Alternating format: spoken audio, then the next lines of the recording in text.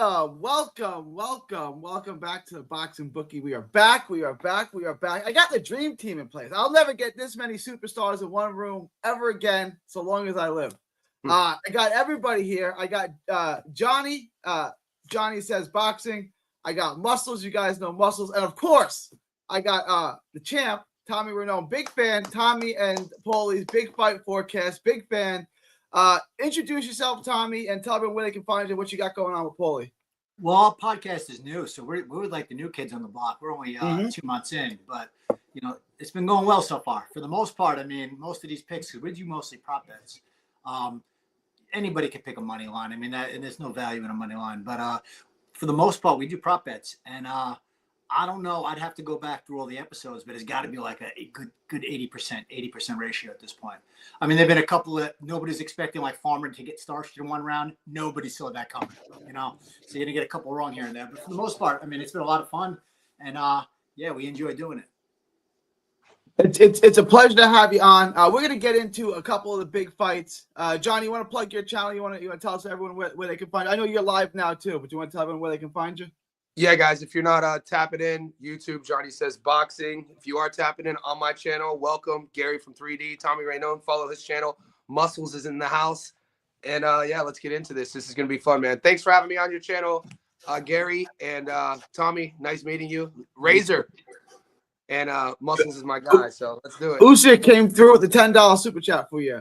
You want to read it, Johnny? That's for you. Usyk, super chat, man. We're already starting off on the right foot. Damn, that's a Hall of Fame worthy live. Hey, we're just getting started, boys. Just getting started. We're just heating up. This is just a warm up. This is the layup line right now. Tommy's channel, they just launched it, but every time the way I do my casual check, you know what I'm saying? When I'm meeting people in person down here in Sydney, is when I bring up Paulie, how somebody in the boxing space, sort of their opinion on Malignaggi.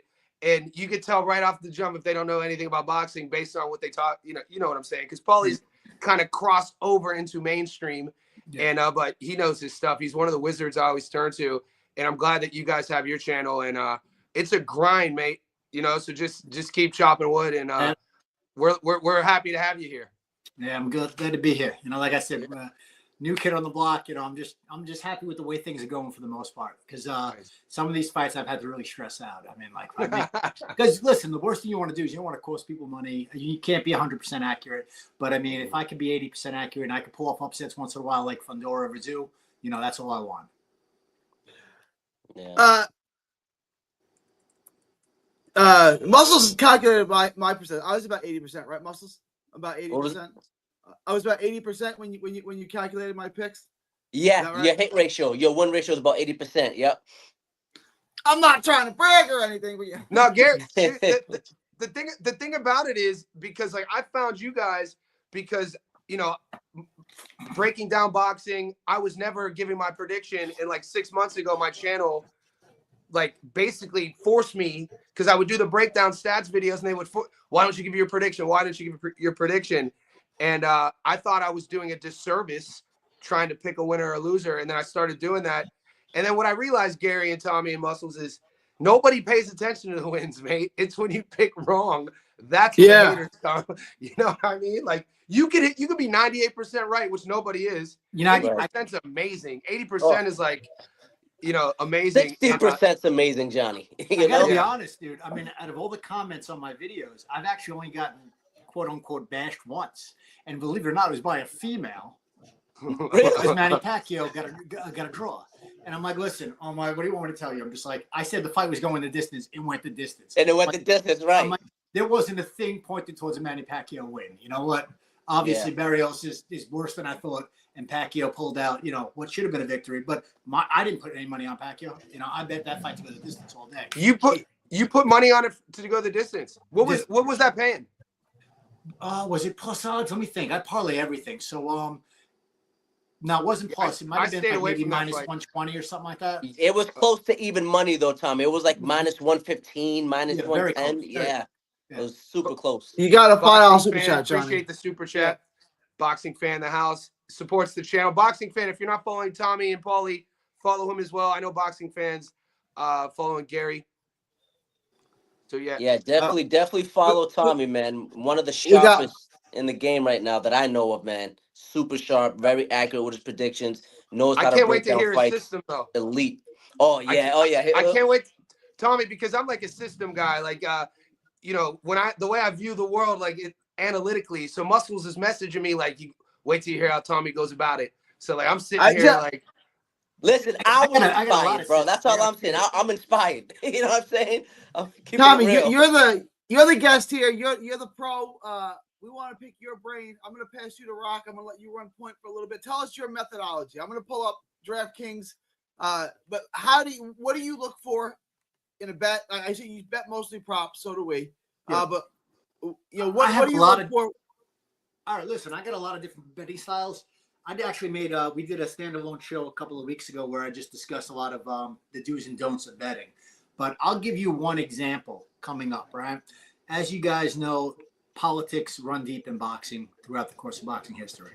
So we got Spence Alvarez coming up in 2 weeks, right? Spence Crawford, yeah. I'm sorry, Crawford Canelo. We're gonna get it right between the three of us. We'll get it right. Yeah. Crawford Alvarez coming up. So now Crawford on the money line is probably anywhere between a plus 150 and a 160. He is not knocking Canelo Alvarez out. It's not happening. I think we could all agree on that, right? Yeah. Alvarez is as close to knockout proof fight as you're ever going to find. So the only way that Alvarez loses that fight is by decision. Now, if you're picking Crawford by decision, you're already starting off with plus 260 odds, right? So what I do is for the last 3 months, I've been parlaying. I've been doing various parlays, and then I'll use one of those parlays every week, and I'll close it out with Crawford Alvarez. So on the night that they fight, my average odds are something in the ballpark of between plus 500 and plus 600. So I don't have to make a big investment in Crawford to make a big hit. You understand? Because when you're already starting off with plus odds, you're starting off with a plus 260. You know what I mean? All you do is throw a couple of reliable legs. You throw Clarissa Shields for decision, Zayas for decision, things of that nature I've been doing. And all of a sudden, those plus 260 odds are now plus 720. And I'll throw $5 on it, and that's a $30 ticket right there. And I have that over and over and over and over again. So fight night, when Crawford and Alvarez fight, I do think the fight goes the distance. That's first and foremost. So I've been putting those as backup bets. But should Crawford win, I'll be in a position to probably make $650. Should he lose, dude, I'm going to be out 75, 80, 90 bucks. Who cares? So that's what I like to do when I'm playing with a favorite. All right. I don't just say, all right, you know what? An underdog. This guy's an underdog. I got plus odds. So you know what? I'm going to throw $100 to win 150. No, what I'll do is I'll parlay that with the weeks leading up to the fight. So by the time that bell rings fight night, I'm in a position to make, a few $100s off basically, a 30% investment of that. So that's one strategy. That's when betting on a favorite though. Betting on an underdog like Crawford. As far as betting, I another thing about it is I always try to get plus odds. All right, no matter what, I'm always trying to. All my parlays, I want to go with plus odds. I don't like to, go into a 4-leg parlay, let's say, and have minus 200 odds or something like that. Because when you lose, those losses are going to evaporate your wins quick. Opposed to if I'm always betting with plus odds, you know what? I could take a loss here and there because when I'm betting with plus odds, that's going to wash those losses away and still put me in a profitable position. So I would say like 90% of my bets are plus odds. Interesting. All right. And you're still hitting at about 80. We're going to build a parlay. Go ahead. This show. Yeah. So the way I do it is I have a Discord. I give them a lock of the week. So this week is obviously the toughest week of the year because there's no fights. Right. Yeah, but I give them a lock every week. Usually it's a 3 or 4 leg parlay. Usually it's somewhere in the range of minus 120 to minus 150. I usually give them 2 or 3 locks. So when you build your lock, do you try to do it every week? Muscle tries to do like one on Friday, one on Saturday, right? I try to just do over the course of that weekend. Do you look to do that, or do you just take the best odds, and if it's over a month and a half, it's over a month and a half? Like, listen, I don't need instant gratification, so I look at it as more. Gotcha. I've had parlays that have gone for 4 months. Right now, I have probably, and I do a lot of small parlays too. So when I do a bigger one, first and foremost, before I even get into that, let me say this: don't use. This is just my ideology. I don't like to use too many prop bets. All right, so I'll find one good prop bet. Let's say whatever it might be. I like Fundora for a decision or a knockout over Tim Tszyu, and then I'll money line everything else. and I'll build that into plus odds. Because the worst feeling in the world is when you hit one or two prop bets in a parlay, and then you got greedy, and then one of those prop bets, your guy still wins, but he wins by decision when you had him by knockout, or vice versa. That's the worst feeling. So I try and only use 1-2 max prop bets when I'm doing a parlay. That's number one. Number two, as far as what we were just talking about, I don't need the instant gratification. So I have probably 35 parlays going right now that close out November 22nd with Benavidez Yard. All right, I'll wait because I got Bam Bam on that card. I got Abdullah. So there are Abdullah. I'm using a little bit less. I do think that Sam Noakes is very live in that fight. I think that fight ends in a knockout any which way. Let's talk about that because I think talk about that, Tommy. I'll let you cook a little bit. You break it down first, Tommy, and then we're gonna get into some of these bigger fights that we got coming up. Yeah, but just what I'm saying is, I have my parlays that I'll do where I want my money for that weekend, where I have, different things that close out weekly or bi-weekly. But for the most part, I don't need that instant gratification. I want more reliability. So I know that come the 22nd, I got this much money coming to me. Come a month later, I got this much money that should be coming to me. And that also puts me in a position, which you have to do on a rare occasion, where you might have to hedge your bet. If you have the right odds, you say to yourself, well, you know what? I remember when specifically heavyweight fight, who is the he got beat by Crawford. He's like 6'6", big Joyce. Joe Joyce's first loss was to Zhang, right? I had a whole bunch of parlays closing out with Joe Joyce. He was undefeated at the time. It looked like he was like, the boogeyman of the division. And I'm looking at the odds and I'm saying to myself, well, you know what? If Zhang's going to win, it's only going to be by knockout. All right. So the odds for Zhang to win by knockout are plus 600. You know what? I'm going to hedge this one. That was a rare occasion where I did that because I had a feeling Joyce does get hit a lot and Zhang does have some durability. So I'm like, you know what? I'm going to hedge this one. I'm going to throw $50 in the direction of Zhang KO, and then I parlayed it. So now I have like plus 850 odds. P.S. Zhang did pull off that knockout upset. So I lost all my parlays that would have equated to about $600 or $700 on Joyce. Those all went out the window because of the upset, because that was the last leg of my parlay, which is the worst feeling, is to lose the last leg when you hit everything else. But because I hedged that bet, and I did so with a prop bet with Zhang, who was a big underdog in that fight, I ended up essentially breaking even or close to it. I wanted to ask you a question. This has been the year of the draw. There's been so many draws this year. How have you, Johnny loses the bet where he's at.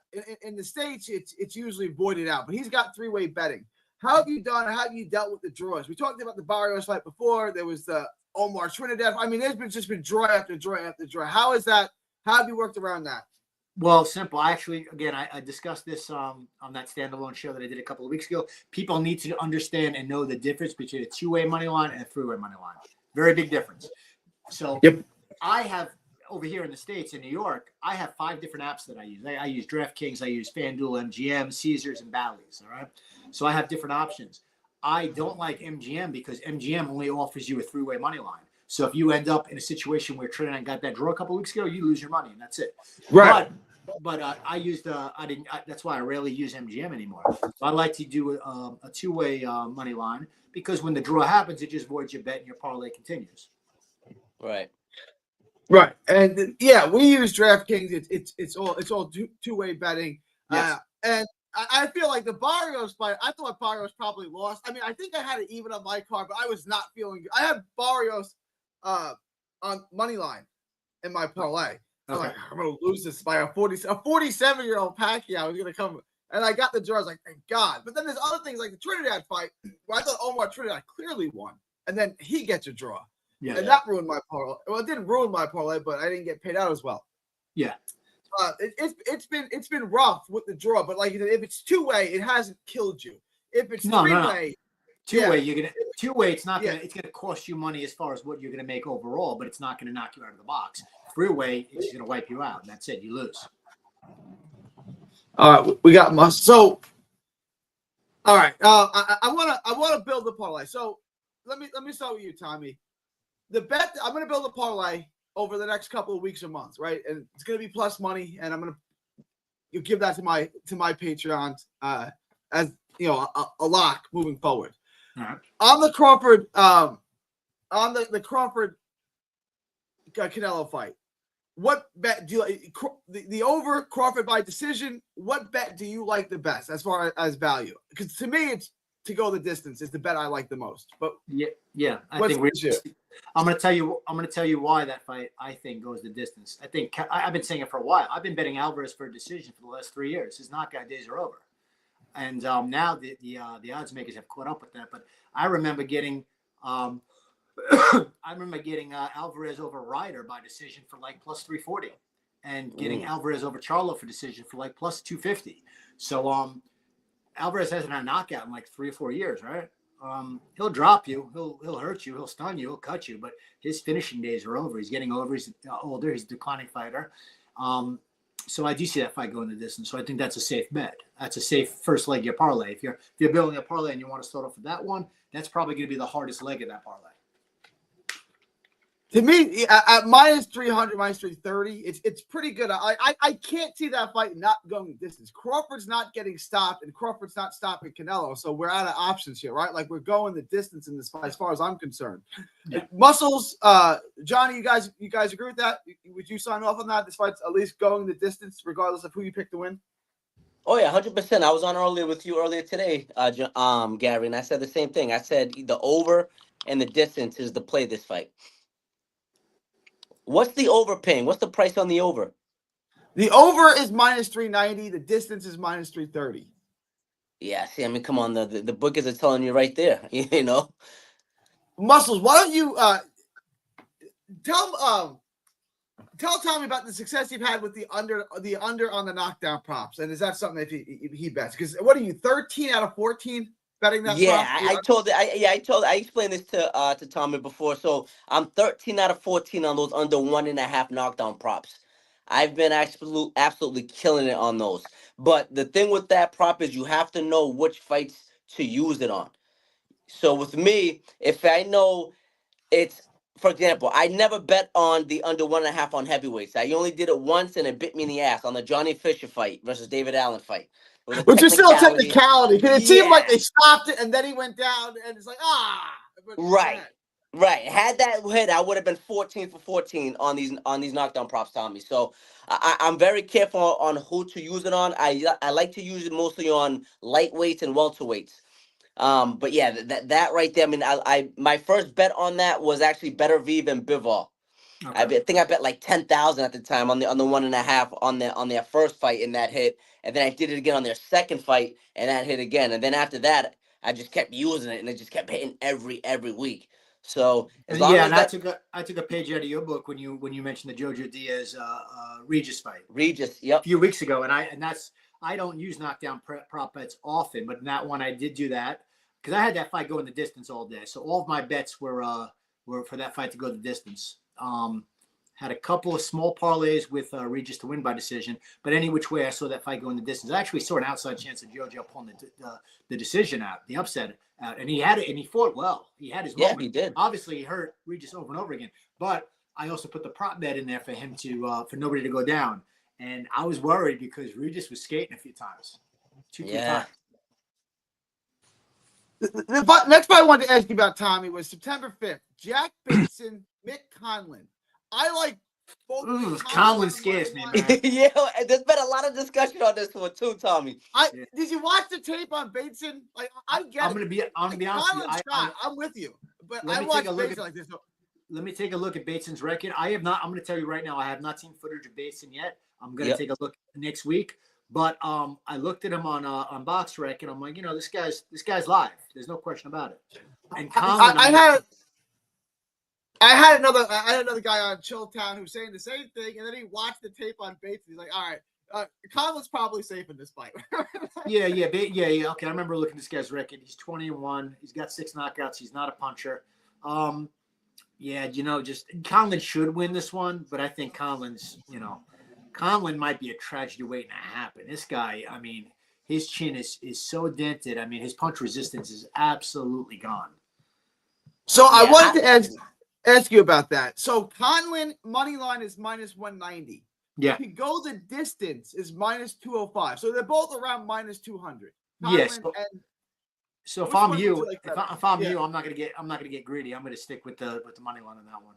Let's go Conlon on the money line. Yeah. Yeah, it's not much Okay. difference. Yeah. Yeah. Yeah. You don't want to get beat for 15 points in one direction or the other. Right. It's tough Makes to put sense. money on a Mick Conlon fight, though. It is. Like, Listen, when he got knocked out, the Mexican knocked him out in the 12th round.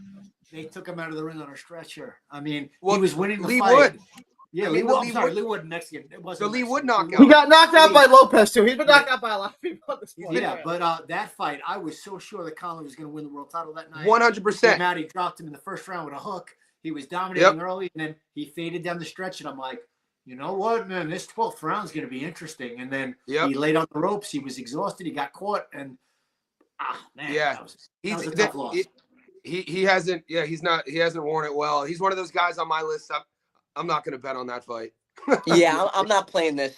He's unreliable. I can't do it. I'm not going to gamble my money away on him. Sometimes the best wins are the ones you don't bet. Like, listen, if you're forcing my hand, I would go with him on the money line. But myself, I'm probably not going to touch that fight. Yeah. All right, I'll take it off. I feel so safe. I love that. I love the odds on. I see Bateson having no path to victory in this fight. Now, minus 190, I get why the odds are as close as they are.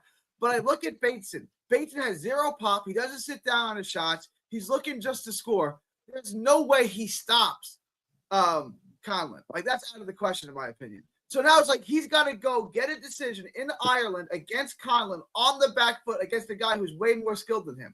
No, all your logic applies. Definitely, all your logic applies there. 6 knockouts, but I mean, Conlon's chin is just. I mean, his chin. Yeah, is so how many knockouts does Jordan Gill have? And Jordan Gill almost killed him. Yeah, I guess. That's what I mean. Yeah. The thing is, Conlon's one of these guys that, like, his style, the way that he chooses to fight out there is not. It's just not how he should be fighting. He should be a slickster. He should be using his legs, counterpunching, moving. This guy wants to stay in the pocket and trade, and he's not a puncher, and he doesn't have a great chin, so he's constantly in a danger zone. Conlon just doesn't have a boxing IQ. It's that simple. Yeah, I like this a lot. I'll lay off of it for you guys. I won't put it in my lock because you guys aren't signing off on it. So I want this to be our thing. But I'm giving you the seal of. I'm authorized. I'm ATing this trade. Like I think Conlon on the money line is a great bet, but I'm not going to put it in this lock because I want us to be able to. I want this to be our lock, right? Something that we can all agree on. Okay. Donovan and Crocker. To me, Donovan at minus 600 is still value. I had a 5-leg parlay in their first fight that got ruined because Donovan got disqualified when he was about to stop Crocker. It was like plus 900, and that parlay got destroyed because Donovan got disqualified. Donovan, Crocker. I think Donovan on the money line is safe. Would you take some prop on it, or would you take Donovan? Or how do you feel about Donovan and Crocker? Break it down, Tommy. Well, like I told you, it depends how much you're betting too. I mean, I do a lot of different parlays. Some I bet a lot more on, some I bet a lot less on. The ones that betting less on, I'll do 3 or 4 prop bets on it because I'm going to get much better odds and I have to invest much less money. If I'm putting a big bet in, I try and only do 1 prop bet, as I said earlier. So you already have 1 prop bet if you're using Crawford Alvarez to go the distance, right? So then after that, I'm saying if you're confident in Conlon winning, use him on the money line. Now you should be somewhere around like, I don't know, minus 150 or 175 right now at that point. Actually, what would you say the odds were on Conlon? Conlon's on DraftKings he's minus 185. On FanDuel he's minus 190. So right when now, you put that together with a minus 320 or so, then you should be in the ballpark of like a minus 140 situation already, right? Right now with just Conlon on the money line and Canelo, Alvarez, and Crawford to go the distance, just even on money. That, I'm even money. Oh, yeah. Well, then, now everything else, now why get greedy? Now anything else I'm doing from here on out is going to be either a fight to go the distance. I mean, listen, that's another thing. I don't want to sound hypocritical actually, because there are certain fights we know are going to go the distance, right? And sometimes there's a fight that you say these 2 guys are going to go the distance. I don't know who's going to win, but the more reliable option is for this fight to go the distance than betting a money line on one guy or the other. So I mean, there are exceptions to the rule. As far as what you're talking about right now, yeah, I got what I like is if you got even odds already using Conlon on the money line and Alvarez Crawford to go the distance, and the fight that you're discussing right now, why bet a knockout? Just stick with the money line. Just keep building those odds even better. Agreed. There's a couple of all right. So right now, I'm gonna take Donovan off, but right now, this 3-leg parlay, Canelo, Crawford to go the distance, Conlon money line, Donovan money line, puts me at plus 130. If we want to do a 4-leg parlay, which is usually, I would add, and you guys can tell me how you feel. I like Virgil Ortiz over Erickson Lubin. You guys feel good with that? Agreed. Yes. Yep. I like Virgil on that.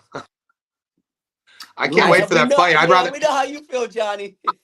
I actually would take I would look for a knockdown prop on that one. Only because either fighter to be knocked down. I think people are sleeping on Lubin, man. People think he's 4. He's only 29. People love to talk about that knockout against Charlo. I think style. A long time ago. Paul style. I don't know, man. If his face doesn't swell against Seb, I think he was turning it on against Fundora. And if you want to do who's been how many world title eliminators has he kind of been in? A lot. And so I wouldn't sleep on Lubin, man. That's all I'm saying. But Virgil's one of my favorite guys. I love watching Virgil Ortiz. If I put my other Texan in there, my other Tejano, Bam Rodriguez, it's not as good. He's minus Throw Bam in 1,000 there right now. Throw Bam in. The odds aren't as good with Bam, but I'll do this. No, with Bam. Bam's a minus 1,000 right now. Yeah. How about Inoue versus MJ? You know what, man? Listen, that's not an easy fight. I like knockdown Inoue, prop, that's though. not an easy fight. I was just saying that, Tommy, earlier with Gary. I do the knockdown props. I hit a 16-1 Inoue versus Cardenas for Inoue to be dropped based off of the Lewis Neary tape. And he swings and trades. We know his style in the pocket, drops that hand, and he's susceptible. Here's another option, top, man. Here's another option for you boys. Inoue, I mean, listen, sooner or later somebody's going to take him the distance, right? This might be the guy. MJ is a good fighter. MJ has a very good chin. MJ has very good defense. He could punch in his own right, so that's going to have to keep Inoue honest. This might be the guy that takes him the distance at plus 330.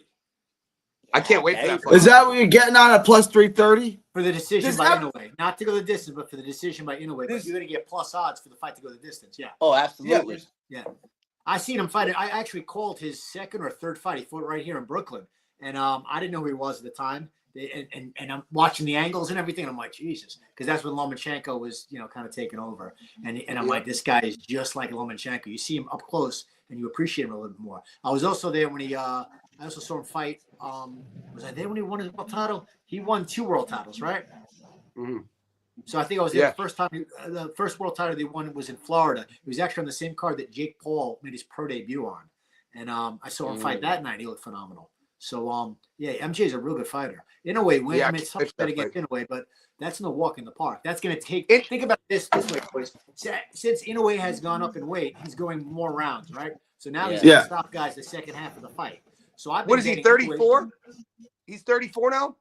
Years old. That I'm not sure. I'm talking about the weight class. Yeah, the weight class, yeah. As he's going up in weight classes, he's stopping guys late now. Now he's got to go 7-8 rounds. So I've been betting the Inoue fights to go 7 through 12 KO, second half of the fight. With MJ, I'm going to bet that fight to go more than 7.5 rounds. And then I'll bet the KO. I'll bet the decision. And you know what? I'll do a throwaway bet. I'll throw a small parlay out there for the hell of it for a KO 7 through 12. But I actually think that Inoue is going to get taken the distance this time. I think it's a real good shot. With his fight style, his career, I only reference his age because those weight classes, man, sometimes you wake up and your age starts showing. I mean, what's trending? Him getting dropped against Neary. He got dropped against Cardenas. I put MJ in a different class above Ramon Cardenas, obviously, even though he's tough as nails.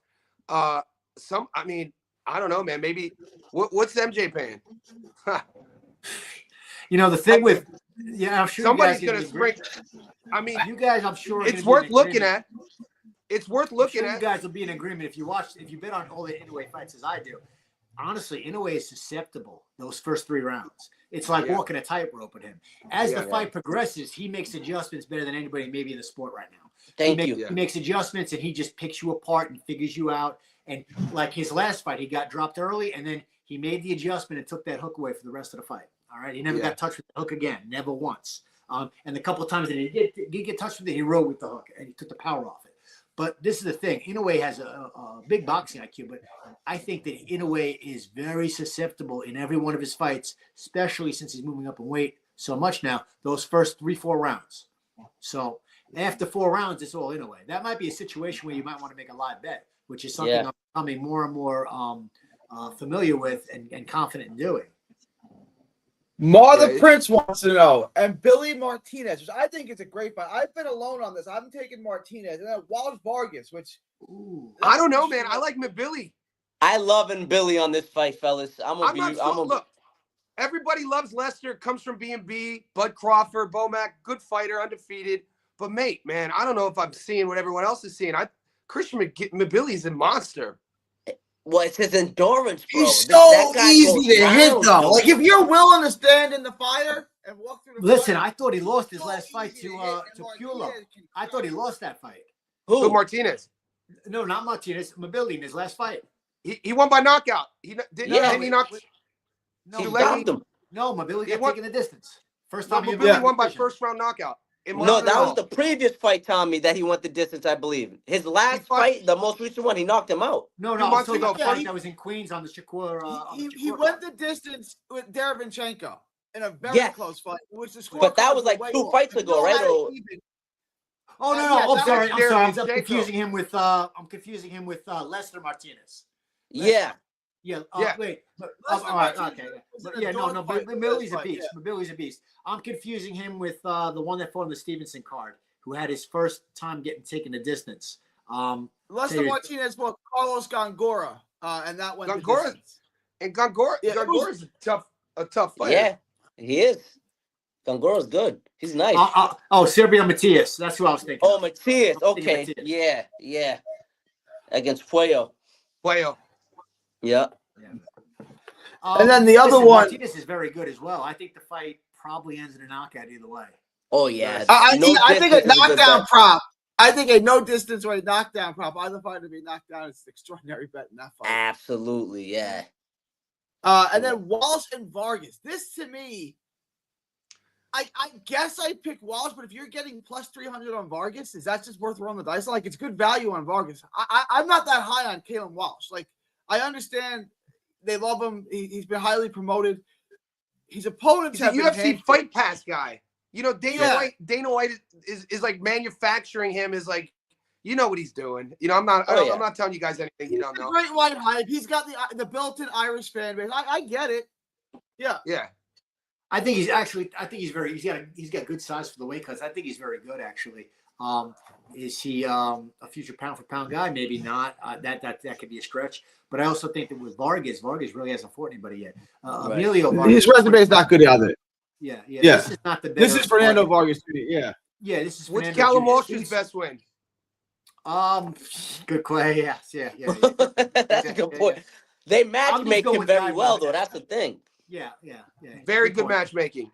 Very good matchmaking. They know what they're doing. Haney got dropped 2 fights ago, I think. Callum Walsh gets dropped, and they don't call it a knockdown. Chilltown brought that up. So you can find that footage. They tried scraping that. But, like, I don't know, man. They're obviously expecting Callum to starch Vargas because the last name. You know what I mean? They wouldn't have made that matchup if they don't think Callum can win that fight, his handlers. Yeah.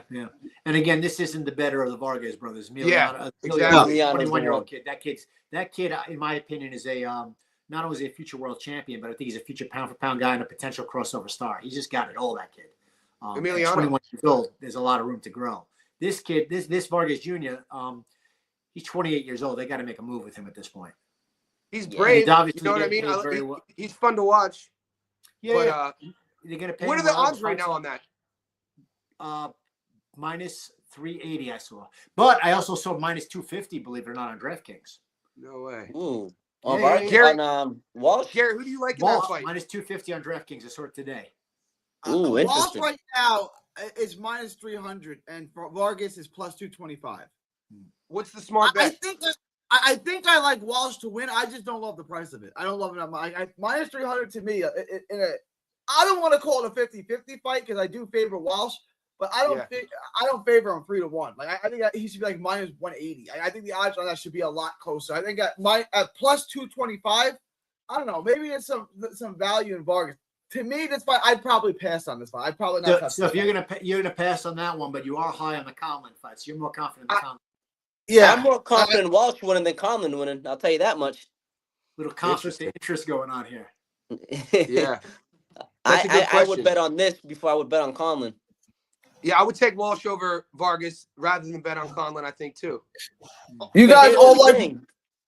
Conlon, we would have to man, lock in on Walsh now at this price before it gets worse because money's gonna start coming what are in the on odds him. for the fight not to go the distance? I don't think I props don't are have a up yet. prop on it yet. Yeah, I don't have a Yeah, prop on it yet. Hang on. Let me see. Because those kids are going to put on a show. I expect that should be at least an entertaining fight. And, Fight doesn't go oh, yeah, I'm looking at the wrong fight here. Hang on. I'm looking at the Inoue fight. Fight not to go the distance is plus 102. So it's basically even. Wow. Fight doesn't go the distance is plus Is that a 102. 10 or is that a 10 or a 12? It's a 10. Mm. Let me confirm that. Yeah, it's 10. Yeah, I mean, that might go the distance. It might you go think to so? Yeah, That's a 10 rounder. Yeah. I don't know. They both can hit, man. They Those both got guys a lot of throw- knockouts yeah, those on their guys- records. Those guys are going to come out swinging. I mean, Yeah, we'll they're see how gonna come out durable they are. blazing. Yeah, Damn. we'll see how durable they are. So Yeah. I want to lay this out. I got a 5-leg parlay here, and I'm going to put both of them in there, and we're going to see if either one of our fighters screws this up. But right now, my parlay it's plus 250. It's Crawford and Canelo to go the distance. Mick Conlon, Patty Donovan, Bam Rodriguez, and Caleb Walsh all on the money line. So there's one prop bet to go the distance on Bud Crawford and Canelo Alvarez, and then Conlon, Patty Donovan, Bam Rodriguez, and Walsh. That sounds pretty good, but I mean, if you want it to really be reliable, if you're worried about Walsh, take Walsh out of there, put Benavidez in there.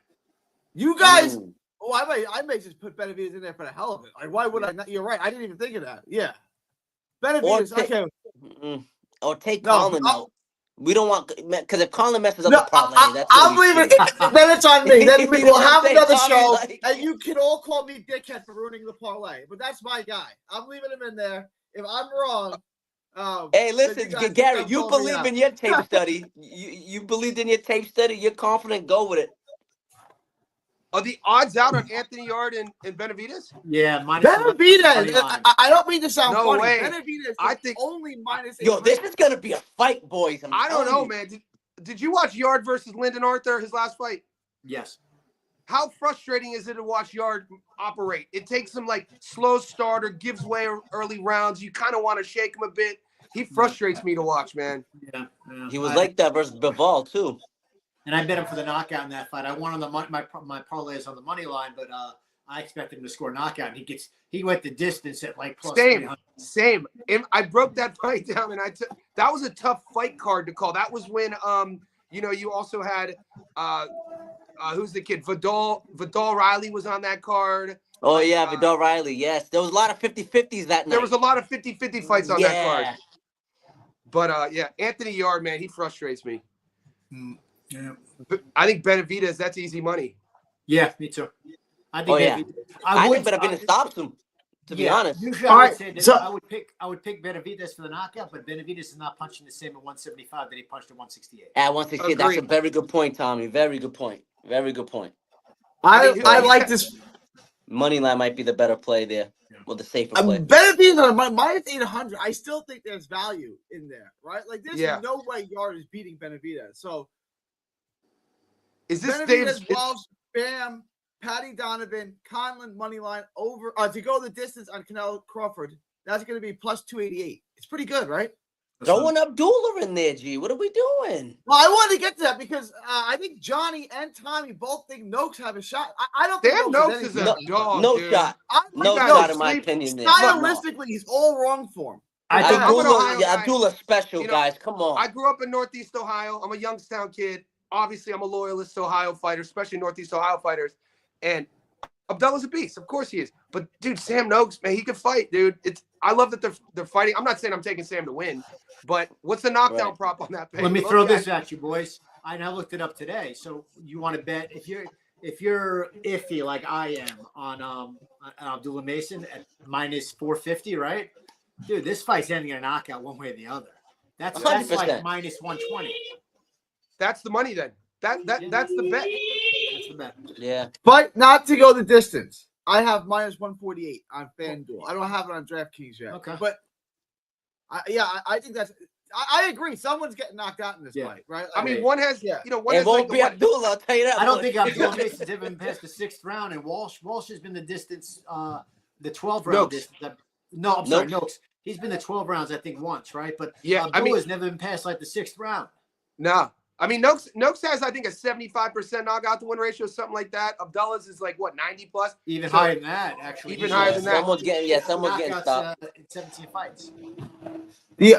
The other 2 fights that I'm going to lay off of for this show, but I wanted to get your guys' takes on, is Dalton Smith and Subriel Matias.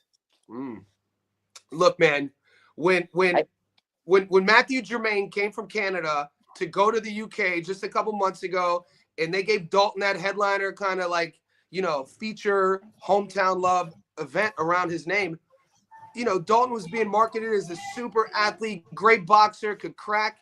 And, maybe he had a down performance, but he kind of was underwhelming, in my opinion, against Matthew Germain, the Canadian. So, I don't know. What are the odds right now? On the Dalton Smith fight, hang on. It is Dalton Smith is plus 112, and Subriel Matias is minus 142. Wow. Matias would have stopped Germain. I mean, 100% Matias stopped it. Like, every time what I'm saying? And Dalton was struggling to stop this guy. I bet on the stoppage that fight. I actually lost money. I haven't even looked into that fight yet, to be honest with you. I have not even gone that far and looked into that fight yet. Oh, yeah, we're in the weeds, bro, Tommy. We're in the weeds. You know what, Johnny? Matias is very good. I like Matias, but I'm not very familiar with Dalton, so I got to take a look at some footage on him. Very good athlete. Mar wants to know about Boachuk and Adams. Boachuk is minus 500. I definitely think he's going to win. Yeah, I'd lay off the methodology and just put Boachuk on the money line at minus 500. But what are your thoughts on Ken Adams and Boachuk? I agree with you completely. I would stick with Boachuk got taken the distance his last fight. So Michael Fox. And I won money on that fight. You know why? Because nobody missed weight. Fox always goes the distance. Came up from 47. They fight at 58. Yeah. I think personally, this is a controversial statement. I've been saying it on my channel. I think Boachuk is showing very evident signs of being, showing signs of his style. And everything from watching him do the interviews, he looks a bit ticky to me, man. Like, I think Brandon Adams is live in that fight. Mar also wants to know about that just popped up actually on the Fulton Foster. I love Foster because he's a personal friend of mine, so I don't want to taint myself. I'll let you guys debate this out. I just saw that fight. Somebody texted me yesterday on that fight, and I said, "Listen, man, there's so much money to be made there. That fight, first of all, that fight goes the distance 1,000%. All day. If it was 30 rounds, it would go 30 rounds. Yeah. First and foremost, that fight goes the distance all day, and I lean towards Fulton. You know why? Because as much as I like Foster, he's just not busy enough. He's just too selective in his punch out. His output is not there. I think Fulton is going to beat him. I think 12-round decision all day. Really? Yeah. I would agree with that. He beat Shock Foster. I mean, Foster's he's bigger dude. What are those odds? This is another one of these fights that it's going to be fun to break the tape down. I mean, how much? I do see the fight. I think the fight going the distance is actually the lock, though. And that's the actual. I mean, so we're back into believing Stephen Fulton because he stopped Figueroa. He didn't stop him. He beat him by decision, but he domesticated him. He looked good. Yeah, he demolished him. I lost money on that fight. I thought Fulton was going to get his ass kicked. Against Figueroa. Yeah. I'll tell you why, Johnny. Because I never bet on the Figueroas. Omar and Brandon historically have lost my house. Johnny, the reason why is because I thought the Inoue took so much out of Fulton that he wasn't the same guy. Plus the inactivity, he got dropped. If you remember his next fight after that, he got dropped. He barely scraped by and won a decision. So in my mind, he was heading towards being he was definitely heading towards being not a shot fighter, but a fighter on the decline. And Figueroa had some momentum his way. And shit, was I wrong on that one. So everyone here is taking Fulton over my boy? I don't know. Too. I'm betting the distance. That's first and foremost. Forster's going to take apart all my fellow Texans. Fulton's going to take apart all my Texans. He's going to take Figueroa. Gary, who do you like in that fight? I'm going to keep Shaki's my personal friend. Like him, Bobby Benton, all those guys. Like I'm really tight with him. So I'm going to keep my opinion to myself. I don't want to taint the water. But I like my boy Shaq. I think I would take Shock too, man. I got Fulton, man. Me and Tommy got Fulton. Little split down the middle here, boys. Yeah. But we all like it to go over. We all like the over. We all like the distance, right? Yes. Correct. Yep. And that's what I'm going to end up playing. So. That's the bet. The distance, like Tommy said, that's the bet. Yep. You can even load up a little bit on it too. That's how safe it is. Yeah. You know. And then obviously we have the Brian Norman and Devin Haney fight. All right, before we get into that with Tommy, right? I'm going to tell you, Tommy, you already know we spoke. Going into this fight, I'm like, okay, Haney's going to outbox Norman. So I get to Instagram, me and Tommy are going back and forth conversing. And the IQ in this man, right? I'm hearing what he's saying in the voice messages, and I'm like, damn, this motherfucker's bringing up some good-ass points here. So now my whole mindset has shifted completely. I am no longer taking Haney by decision. I'm taking Norman, and I'm even thinking Norman stops Haney late. And I was not thinking that at all. But Tommy convinced me, man. And Tommy, go ahead and explain why you think that, and you'll see why I changed my mind. Multiple reasons. I mean, first and foremost, what you mentioned was you were mentioning his resume. And I said, listen, that resume is all at 135 pounds, though. All right? 135. He's fighting at welterweight now. That's number one. So number two is we both know he doesn't stop anybody. So his only path to victory would be a decision. But most importantly, I think this guy is mentally broken. I think he's mentally broken. If he had to run and jab and grab his last fight against a guy that couldn't cut off the ring and didn't throw any punches, and he was in a position where he would have lost if the guy had any balls and actually brought the fight to him. Now you got to fight a guy that's not 32 or 34 or 35 or 36 years old, like all of Haney's competition, like Linares, like Lomachenko. All these guys are long in the tooth. Now you're fighting a 24-year-old guy that is getting better by the fight, in his prime, defending his title, that can punch. I just don't see any way Haney beats this guy. And that, my friend, is why I know whatever I do here is wrong. If I take Norman, some good points, man. And the weight bully days are over. He's not a big guy. He's gonna get steamrolled in 4 rounds. Like I know I'm gonna be wrong here no matter what I do. But right now I am leaning towards Norman. I don't know. Like I've gone back and forth in this fight. Like part of me says Norman's just gonna steamroll him. Right? Like Devin's not going to be able to keep him off of him, and it's just a matter of time, and it's probably going to be sooner rather than later. The other half of me says Devin is so athletic and so fast. Norman doesn't have that good of a jab. Norman can be had, and Devin can school him. Just don't stand in front of him.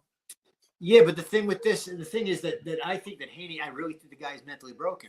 I'll go as far as saying this. I think that the guy that Norman knocked out with one hook in his last fight, Suzaki, style-wise, I think Suzaki would have beat Haney because Suzaki could crack. People the odds, go look at the tape. 26-1. His only loss was to Hiroka. You know, Andy Hiroka, who's a murderer at 140. And the thing about Norman too, ask yourself this, boys. Devin Haney. What's Devin Haney at his best? What was his best performance? You know, once you rate that. His best performance is shutting out and dropping Regis. I would say that's his best. Okay. Does that guy at 140? Like Tommy said, every time we see Norman, he's leveling up. When he beats Santillan, beating Cuevas, beating Sasaki, he's only 24.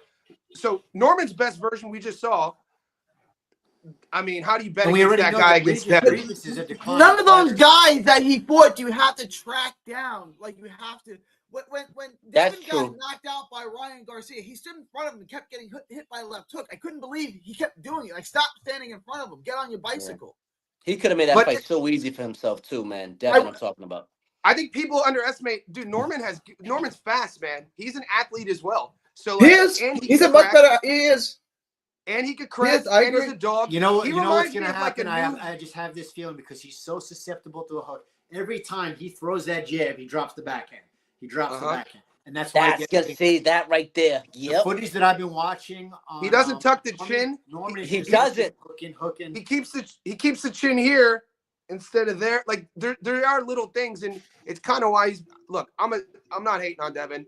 No. I don't see him beating Norman. I think Norman's kind of like a little mini Joe Frazier. Like I like how he carries himself.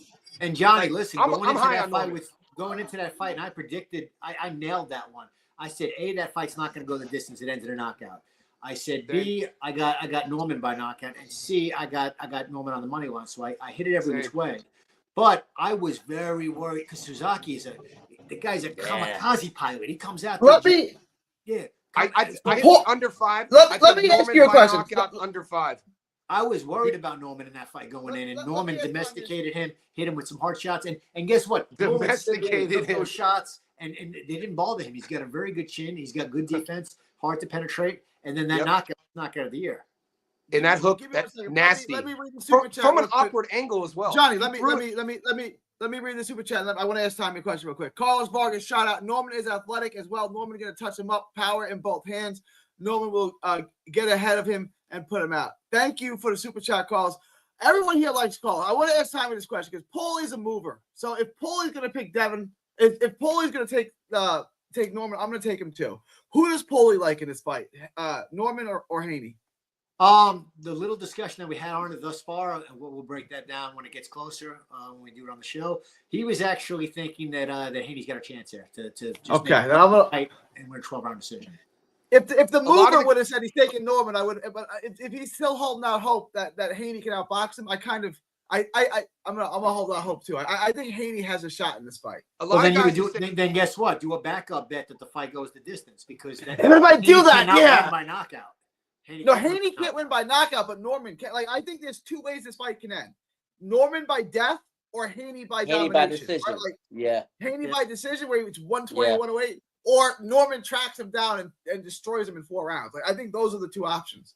Like, and I know whatever one I pick, the opposite. So for Haney to win a decision, though, he not only has to survive, but he has to score points and win rounds. So that means that he's gonna have to make the decision to punch with Brian at some time during the fight to at least be able to touch him. And, I mean, listen, and you don't want to trade with Norman. The only reason Haney even beat Ramirez in his last fight was because Ramirez was worse than him. Ramirez no punches, didn't cut the ring off, and all of a sudden after like 4 rounds, Haney said to himself, you know what? I could just throw a couple of punches and just bullshit and run him. He's gonna run for his life with Norman. He's gonna run for his life. I'm telling you. And Norman's been in training camp working on cutting off the ring. And I'm going to tell you now, if he cuts off the ring on Devin, he's going to knock this boy out, man. Norman's a lot more fleet of foot than Ramirez. Norman could probably cut the ring off on him. Norman has good feet. And people say Norman is flat-footed. I don't see it. Norman, he's fast, though. He's fast, though. Okay. The reason why with Haney, I think that Haney has benefited from some great matchmaking, first and foremost. Oh, yeah. Also, I mean, he was huge at the weight at 135, so he was a bit of a weight bully, okay? And let's all be honest, guys. I mean, listen, he did not beat Lomachenko. I don't care what anybody says, all right? So, and guess what? He doesn't even win a world title. He doesn't get to Kambosos if Lomachenko doesn't turn that fight down. Lomachenko would have played with Kambosos. And then he would have had to go through Lomachenko to get the titles instead of Kambosos. Because of the war in Ukraine, Lomachenko good point. Not to take that fight. So very good point, T. Very good point. So I look at it like this. I say to myself, all right, Haney's resume is built on very good matchmaking where he's a weight bully. He's fighting little guys. Even Regis is a little guy at 35 and 40, number one. Number two, these guys are all 34, 35, 36 years old. This kid is 24 years old and getting better and better and better. And jumping from 140 to 147, I'm gonna tell you right now, that's tough. I think that's the hardest weight jump. 40 to 47 is one of the hardest jumps. It's one of the hardest jumps, bro. But wait, boys, forget he looked like shit in both of his fights at 140. He only has 2 fights at 140. Ryan and his last fight, both of his fights he looked awful. My question. Well, no, he fought Regis at 140. He looked good. Okay, why not take? Regis, all right, like but Regis is Regis is shot though. I mean, why not take? Why doesn't the Haney camp take the Raleigh fight at first? You know, like I think that's the smarter thing to do. I don't know why they didn't go that route. And I was telling Muscles he would have been better off taking even a Teofimo Lopez fight. I feel is a more winnable fight because Teofimo, you never know what version you're going to get. Agree. I mean, It's interesting. they must see hopefully something. They fight. feel the confidence in Part of Norman me, that they part can of me is exploit. like, I don't we're know. not going to see that fight. Like I have, trauma from being a fan and being fighting as a boy, seeing these fights get signed and then get canceled. I'm like, that's not going to happen. I'll still be shocked if I see Norman and Haney in the ring together. Bill Haney's gonna pull Devin out. Watch, bro. Like I don't know. the I'm week not of the saying that. fight. I'm telling you, I got a guys. feeling. I'm telling you right now, Bill Haney looks at whether or not he can. I guarantee you, Bill Haney looks at Brian Norman and says, "I can outbox this guy for 12 rounds, no problem." I guarantee you, Haney thinks that. Whether he can or he can't is a different That's story. what I'm saying, bro. I think that's why they took the fight, because they see something in Norman that they can exploit, man. I They think must you know see what something. happens though in boxing. Tommy can attest to this. Is the fact that sometimes these guys all knew each other in the amateurs. I think you would be ill-advised to look at Brian Norman Jr. now as you looked at him 4 years ago. And I think Haney's camp, his dad is his dad. His biggest fan. You gotta love him. He looks at Devin and sees what Devin is at his best. And sometimes you get convoluted, delusional a bit with sort of reality. And this Norman Jr., I don't even think he's at his peak yet. Yeah, and also, and he's got PTSD still, man. From that. It's the PS, that and listen, the guy, I think that his chin is very susceptible, so he has to fight a certain way. He's got to box and move and run, especially at the bigger weight class. Yep. He's not going to stay in the pocket. And listen, the last time he looked good was against Regis, and Regis again is an undersized guy himself who is on the decline. And I just don't see Haney winning this fight. I just can't see it. I can't see it. And he's going to be afraid to engage with. I'm going to tell you right now, if Haney's running like he did against Ramirez, I'm telling you now, these judges are not going to award that. I think he's going to run for his life. That. I'll tell you what, if he's foolish enough to stay in the pocket and even try and trade with this guy, he's going to get his head taken off. No, he can't do that. He cannot do that. He's done if he does that. All right, I gotta wrap this up in the next couple. Hold on, you didn't talk. Did everyone predict Bud the versus party Canelo? Just get started, G. Come on, we got Tommy Rainone in the house, baby. Tommy, we all, yeah. Tommy, how's that fight go? Bud versus Canelo. Like I said, the distance. And then I'm leaning towards Bud. Okay, so the only thing I'm gonna ask, Gary, I'll be quick, and for everybody on the stream, is it's really, really hard for me because I look at Bud as a 47. He fought Madrimov at 54. And Gary brought up a point, Canelo's a 68, but you could call Canelo a 60. You could call him a middleweight. It's just tough for me to get past, like, there's weight classes for a reason, and that's not my reasoning to say Bud's going to lose, right? But the path to victory is what for Crawford? To outbox and win on points? Counter punch, use his legs, a lot of feints. Use his legs, keep him at bay. Alvarez's output is awful. I mean, Alvarez he's a very economical puncher. The guy throws 30 punches around. So it's just, you got to be busier than him. But here's the thing. The reason why I'm more heavy on the fight going the distance is the hardest guy to beat on points in all of boxing is Canelo Alvarez. The judges love him. I mean, Vegas if he wins that 12th round against Bivol, it's a draw, which is insane, Yeah. So you got to take politics into consideration here too. Yeah, good. But like I said, but Alvarez's knockout days are well behind him. He's not putting, he'll put a guy down, but he's not knocking anybody out anymore. So I do see this fight going the distance. And listen, if Crawford can throw 60 punches around, use his legs a little bit, counter feint, I think that's his path to victory. Because Alvarez, we know we're going to get with Alvarez. You're going to get an explosion here and there. He's going to try and walk him down. Alvarez doesn't jab. There's a lot of things that Alvarez did in the old days that he doesn't do anymore. He was so explosive, and he had such creativity, his punch selection. And that explosiveness has definitely slowed down, and he doesn't jab anymore. He doesn't counter the same way he once did. I think we talked about this. If you get him frustrated, he resorts back to old Canelo, which is to say young Canelo, where he just starts trying to load up on a right hand, right? Yeah. He did it against Stoll. I mean, he looked terrible. I want to address this because Money makes a good point here.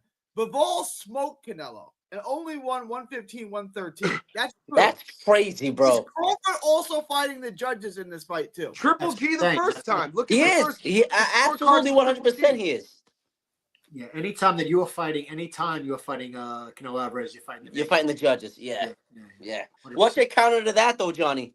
You were gonna say something about my thing about Bud, my thing about Crawford. One of my favorite fighters. Obviously, everybody says that, and he's not going to take a step back. Like, this dude is he's a boxer. He's a fighter.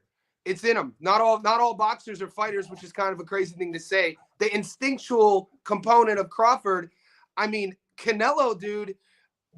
I think people were judged. Like, I don't look at the skull fight. I think the skull fight was abomination. The skull fight was like, let me get through it, don't get hit, get to the Crawford fight, sort of thing. It's kind of what it looked like, and it's just hard for me to see. We'll know early. We'll see. But Johnny, I just let me don't ask know you how this. durable. Johnny, do you think that if Crawford fought Munguia, that he doesn't stop Munguia or at least punish him badly throughout the course of the fight, or you think Munguia? At 168.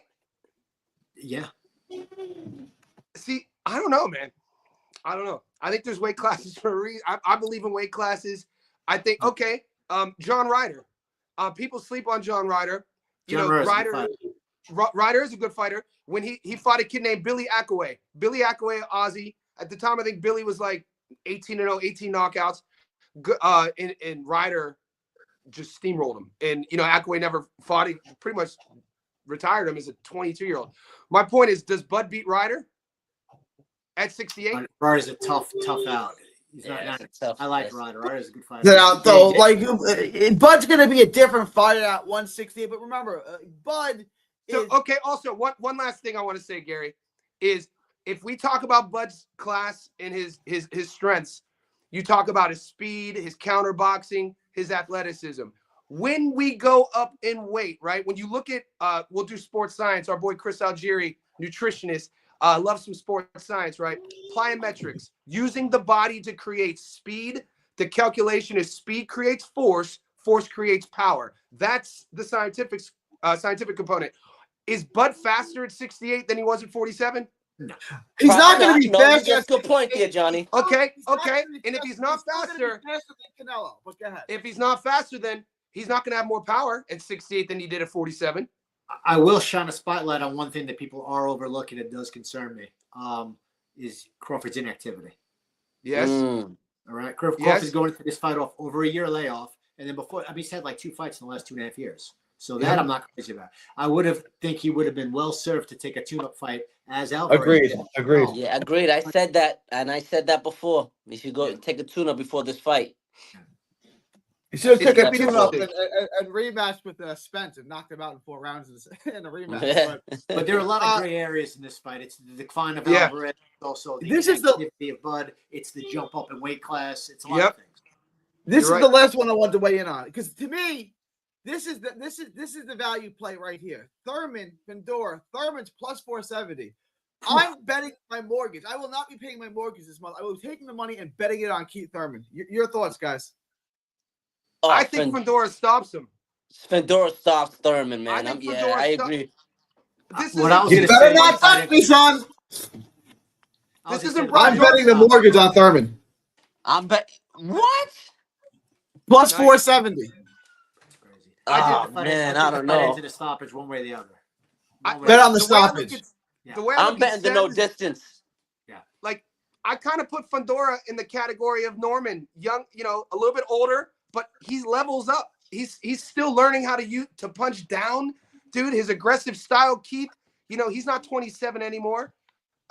Right. How much relevance do you want to put that Brock Jarvis knockout? Brock just went life and death with James Beck, a 6-fight Kiwi down here in Australia, and had to knock Beck out to win the fight. So I don't know, man. Sepp Fedora, we'll see. What's the knockout pay? They have the prop. A prop on the knockout just yet. I do have a money line. I like Thurman too. I like Keith Thurman is he a great career, great fighter. I think it's a bad matchup for Keith Thurman. Thurman's 36 years old now, too. Yeah. And Fedora's got so much momentum going right now after stopping Zoo. And Thurman at his best is a world-class Hall of Fame level fighter. I agree. Not. But he hasn't been at his best for a very long time. The inactivity. Understood. Minus 750. Minus 750. I'm not betting on Fedora to beat anybody like Keith Thurman. Minus 750. That big of a favorite. To me, it's either Keith Thurman or Pitts. Come on, Gary, he's so young, dude. Thurman's old he's now, so man. Flawed, though, and you can hit him. And Keith Thurman destroyed Barrios. Barrios has a lot of the same flaws. I understand Barrios is 6'1" and Fedora is 6'7", so it's not the same thing. But Barrios is tall. Barrios is sloppy. Barrios can be hit, and Thurman destroyed him. Yeah, but Fedora will stop Barrios easy. I mean, you know Think how about the style, you know how that southpaw it's been. style. I mean, a year ago, people thought when Barrios destroyed Ugas, we were like, all right, Barrios is pretty good. I kind of feel the same way about Fedora. Like Fedora's got some good wins, but he's so bad. Like he's so flawed. He's so easy to hit. So Like, everybody, but he's got momentum right now. And That's Exactly. what I was. Thank you, Tommy. I would just yes. This is what everybody was saying though about my boy Kelly. When Kelly was an underdog against Edson Miranda, he was an underdog against Max Tutuche. He was an underdog against Jermaine Taylor. Everyone said he was basic. He only threw straight punches. And I see a little bit of sort of similarities in how Fedora operates. And I mean, every time people say Fedora, the Mendoza knockout, kind of got clipped, was kind of not a good look. But what have you done for me lately? You know what I'm saying? This is boxing. I think Fedora, the momentum, it's hard to bet Keith to beat him. Keith, what? Outpoints him? Yeah. Thurman is durable. I take that over Bam. I like Thurman too, but Bam. Oh, he says he'd take the over. Oh, he take the over. Oh, I take the okay. I see what he said. I take the over. Okay, Oh, I thought he meant he'll take it over Bam Bam. Yeah. Bam might be like, I don't know about that. I like Keith Thurman. Everything you said about Thurman, I agree with you. Hall of Famer, great boxer. But what is Keith? I mean, the legs, 147 or 154. Plus, Johnny, he's been getting injured left and right. All the Exactly. The injuries. Inactivity. I mean, punch resistance. The older we get, these are things that speed. 154, man, is a tough division, dude. Like just the physicality of what 54 brings to the table with offensive arsenals and I don't know. And also just the mentality of a fighter. You got one kid that's young and hungry. Thurman is married with kids, and he's comfortable in life, Mick was right. Women weaken knees, Rock. Women weaken legs.